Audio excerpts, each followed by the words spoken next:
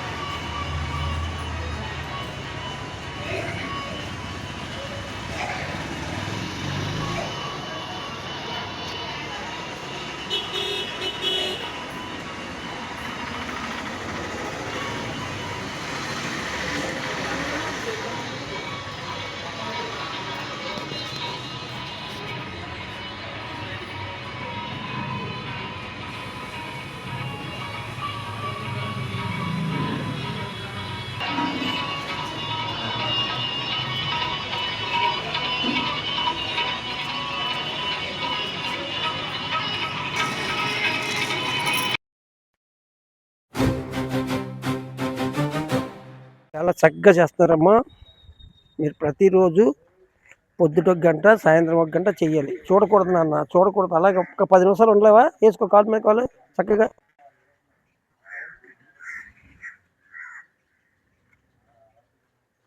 మీరు ఇలా చేయటం వల్ల మీకు ఆరోగ్యం బాగుండి మంచి స్థితిలోకి వెళ్తారు. డాక్టర్లు అక్కర్లేదు, ట్యాబ్లెట్లు వేసుకోక్కర్లేదు, డాక్టర్ దగ్గరికి వెళ్ళక్కర్లేదు, ఇంజక్షన్ చేయించుకోక్కర్లేదు, ఏమి చేసుకోక్కర్లేదు. చేయగా మీకు మొత్తం ఏ రోగం ఉన్నా పోతుంది లోపల. మీకు తెలియని రోగాలు ఉన్నా, తెలిసిన లోపల ఉన్నా ఏమైనా సరిపోతాయి. మీరు చక్కగా చేయండి. ధ్యానం సర్వరోగ నివారిణి, సకల భోగ కారిణి, సత్య జ్ఞాన ప్రసారిణి. మీరు ప్రతిరోజు పొద్దుట ఒక గంట, సాయంత్రం ఒక గంట అలా చేయటం వల్ల మీకు ఎంతో ఉపయోగం ఉంది. మీరు చేయటమే కదా, అందరికీ కూడా చెప్పాలి. మీ ఇంట్లో వాళ్ళకి, మీ చుట్టాలకి, బంధువులకి, అందరికీ మన ఆరోగ్యం మన చేతిలో ఉంది అని తెలుసుకోవాలి.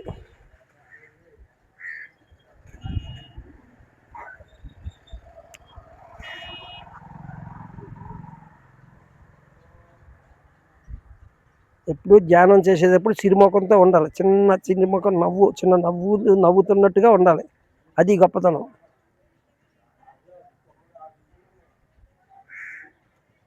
చిరునవ్వుముఖంతో ధ్యానం చేయాలి. ఎప్పుడు కూడా ధ్యానంలో ఉండాలి అనాలి. ధ్యానంలో ఉండాలి అందరం.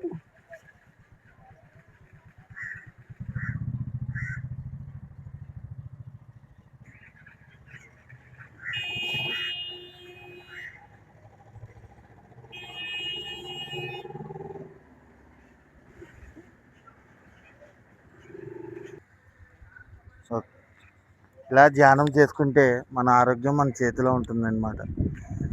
ఎవరు చెప్పరు మనకి. ఎంతో చక్కగా ఉంటుంది ధ్యానం. చాలా బాగా చేస్తున్నారు.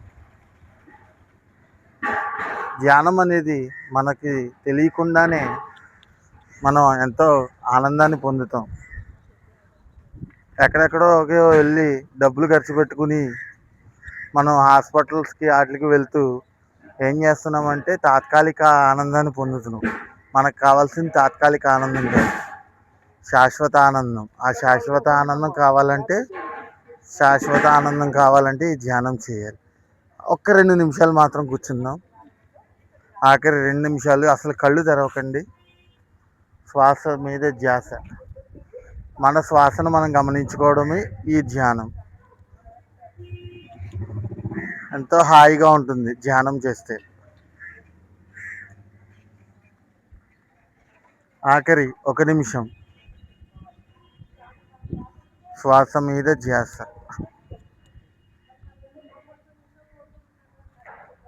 ఓకే అండి, చేతులు 2 విడదీసి కళ్ళ మీద పెట్టుకోండి. కళ్ళ మీద బొరలించుకోవాలి. కళ్ళ మీద పెట్టుకోండి చేతులు విడదీసి. 5, 4, 3, 2, 1, 0. మెల్లగా అరచేతులు చూస్తూ కళ్ళు తెరవండి. కాళ్ళు 2 విడదీసుకుని చేతులు చూస్తున్నారు. ఒకసారి గట్టిగా చప్పట్లు కొడతాం ధ్యానానికి. ఎలా అనిపించింది ధ్యానం? ఇలా రోజు మన వయసు ఎంతో అన్ని నిమిషాలు ఇలాగా కూర్చుని కబుర్లు చెప్పుకుంటాం కదా మామూలుగా ఖాళీ సమయాల్లో. మీరు కబుర్లు చెప్పుకోండి, మేమేం చెప్పుకోవద్దు దాంట్లో. అలా అయిపోయాక లేదా చెప్పుకోవడానికన్నా ముందు ఇలా కూర్చుని ధ్యానం చేసుకుంటే మనకి ఎనర్జీస్ బాగుంటాయండి. మనకి బీపీలు ఉంటాయి, షుగర్లు ఉంటాయి, చెప్పుకోలేనివి ఎన్నో ఉంటాయి లోపల. వాటికి ఎన్నో డబ్బులు ఖర్చు పెట్టేస్తున్నాం మనం. ఎక్కడ మనకి రూపాయి ఇవ్వక్కర్లేదు. చక్కగా అలా కూర్చుంటే మీకు అదే ఆరోగ్యం. ఓకే అండి, థ్యాంక్ యూ.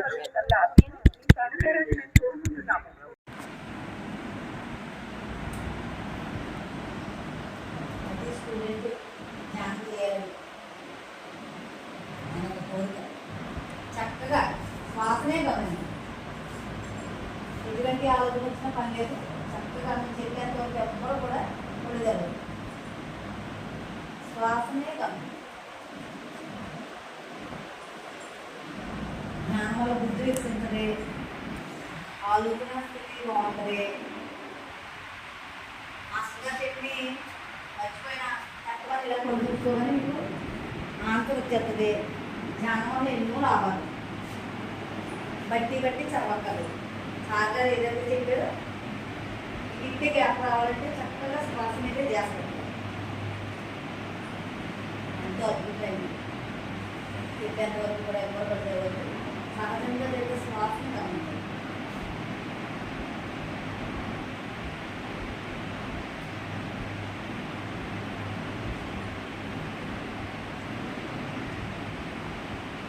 ఈ విద్యార్థులు రేపు కోవిడ్ అన్న పనిచేస్తారు. యూత్కి నేర్పమన్నాను. చక్కగా శ్వాసనే గమనించాలి.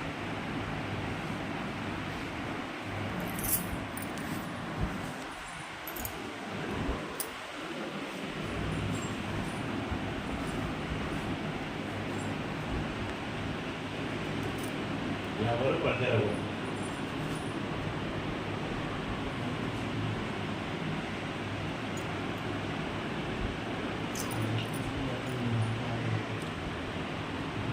శ్వాసనే గమనించండి.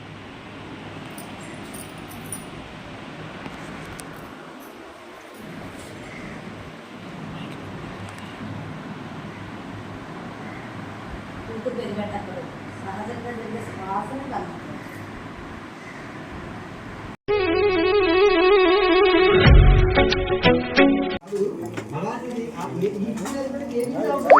ఓహో, ఆషాఢ మాసం 6 జున్ను. అబ్బో, సుబ్బారావు గారు మంచిగా గారెలు పెట్టించారు. అబ్బో, బజ్జీ పెట్టారు, పలావ్ పెట్టారు, బిర్యానీ మాట, ఉల్లి చట్నీ,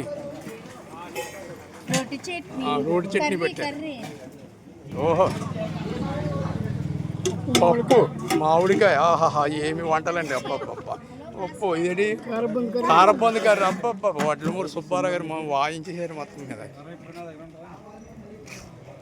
రైస్, వైట్ రైస్, పెరుగు, సాంబార్.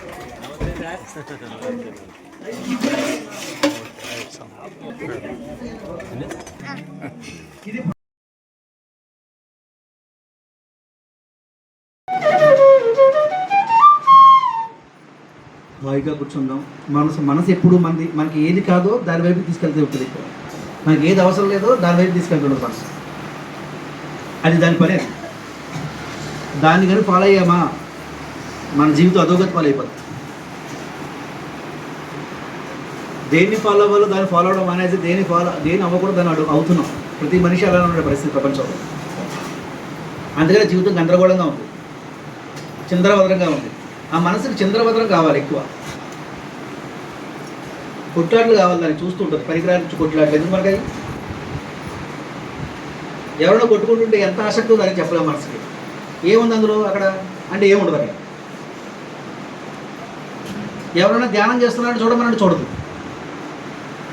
అందుకే మనసుని మాయా మృగంతో పోల్చారు. మనసే మాయా మృగం, మనది ఇటువైపు పోనీ కన్నా వేమన గారు. ఆ మాయా మృగాన్ని పట్టుకొని వెళ్తే మన జీవితం కూడాను అస్తవ్యస్తం అవుతుంది. అందుకే శివుడు మనకి ఎప్పుడు, శివుడి విగ్రహం మనకి ఏం చెప్తుంది? శివుడు పరమశివుడి విగ్రహం మనకి కూర్చోరు ఆయన అని చెప్తుంది. కూర్చో కదలమాక అని చెప్తుంది పరమశివుడి విగ్రహం మనకి. పరమశివుడి విగ్రహాన్ని చూస్తే మనం కథలు కూడా కూర్చోడు ఎలాగో నేర్చుకోవాలి. అందుకోసం ఉంది ఆ విగ్రహం. శివలింగం ఏం చెప్తుంది మనకి? ఏది నిలబడతారు ఆయన, అన్నీ జారిపోతారని ఆయన, దేన్ని పట్టుకోకరని చెప్తుంది శివలింగం. అందుకు తిరుగుతున్నాం మన శివాలయాలు. శివ ఆలయానికి ఎందుకు వెళ్ళాలి? శివ ఆలయం మనకి ఏం చెప్తుంది, ఏం నేర్పిస్తుంది? శివుడు లింగం ఏమి నేర్పిస్తుంది మనకి? లింగం బయటే ఉందా, లోపల కూడా ఉందా? శివుడికే ఉందా, మనకి కూడా ఉందా? అందరికీ ఉంది. ప్రతి జీవుడు, ప్రతి చైతన్యము ఆ పరమాత్మ నుంచి వచ్చిందే. వేరుగా ఏమీ లేదు. వేరుగా ఉందని మనం అనుకుంటున్నాం. ఈ కళ్ళుతో అన్నీ చూస్తుంటే ఈ కళ్ళుతో కనపడేది కనబడుతుంది, కళ్ళు మూస్తే కనపడింది కనబడుతుంది మనకి అన్నాడు మన గురువు గారు. కనపడింది దాన్ని కనిపించేలా చేస్తుంది ధ్యానము. ఆ కనపడింది కనిపించేదే కైవల్యము. ఆ కైవల్యం కోసమే మన జీవితము, ఈ సాధన. కైవల్య ప్రాప్తి అంటారు. అది ప్రాప్తిస్తుంది. ఎప్పుడు వస్తుంది తెలియదు కైవల్యం. ఈ కైవల్యాన్ని ప్రార్థించుకున్నవాడు ఎప్పుడూ పరమశివుడిలాగా రాజులుతుంటాడు. కైవల్యం కావాలి మనకి. జీవితం కకాకలంగా ఉంది అంటే కైవల్యం లేదు మన దగ్గర. జీవితం చిందరవదరంగా ఉంది అంటే మన చిత్తం ఇంకా నిరోధించలేదు మనం. చిత్తం నిరోధిస్తే జీవితం చిందరవదనం ఉండదు, సుందరవదనం ఉంటుంది. సుందరవదనం అంటే సెలబ్రేషన్. చిందరం ఉండకూడదు బ్రతుకులో, సుందరం ఉండాలి ఎప్పుడు. నోరిప్పితే బంగారంలో ఉండాలి. కళ్ళు చూస్తే కరుణ ఉండాలి, కళ్ళల్లో కరుణ. హృదయంలో ఎప్పుడు కూడాను ప్రేమ ఉండాలి, చక్కటి మిత్రత్వం ఉండాలి. ప్రతి మనిషి పట్ల చక్కటి భావన ఉండాలి, ప్రతి వస్తువు పట్ల మంచి భావన ఉండాలి, సదాభిప్రాయం ఉండాలి మన జీవితం పట్ల. మన జీవితం పట్ల మన సదాభిప్రాయం మనల్ని అద్భుతంగా నడిపిస్తుంది ముందుకు.